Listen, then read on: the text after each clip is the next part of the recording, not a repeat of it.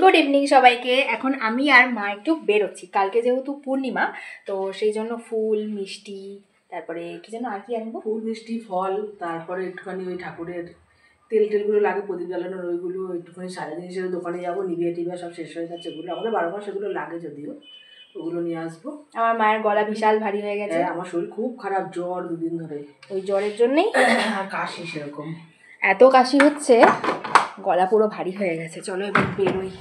চাবি নিয়েছো? চলে এসছি আমরা রাস্তায়, মানে রাস্তায় অনেকক্ষণ আগেই বেরিয়ে গেছি যদিও। করতেও লাগে ভয় আমার, জানো তো বিয়ে করেছে কি কি করে দেবো মনে হয় না ভিডিও চালু করে।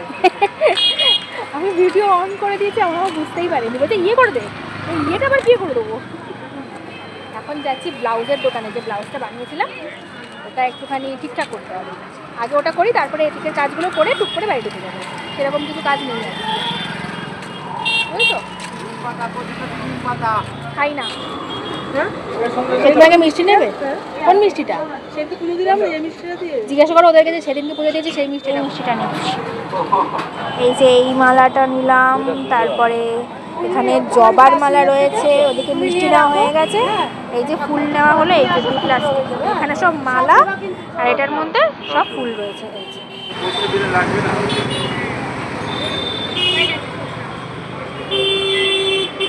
এই যে আমাদের ফুলালা দেখিয়ে দিলাম।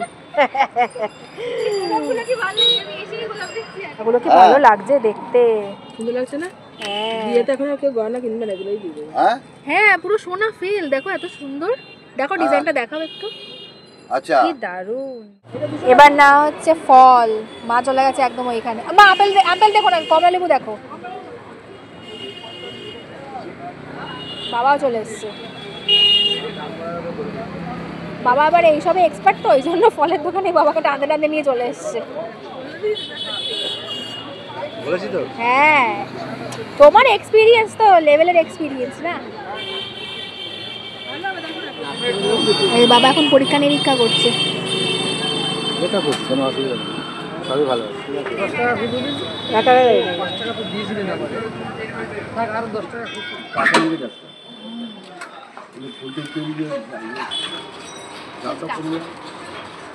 একদম বাড়ির সামনে এসে মুখ থেকে ফুচকা খেয়ে বাড়ি যাবো।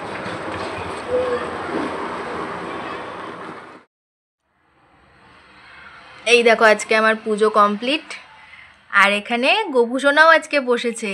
মানে ওই দিনের দিন, মানে পূর্ণিমা থাকলে, তারপরে গোপুর দিন থাকলে তখন গোপুকে সুন্দর করে সাজিয়ে হবে বসাই আমি, আর গোপু চাইলে তখন আমি একদম পার্মানেন্ট গোপুকে বসাতে পারবো, সেটা গোপুই জানে কবে আমি পারবো সেটা।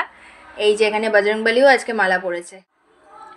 তো আজকে আমার পুজো কেমন হয়েছে তোমরা কমেন্ট করে জানিও।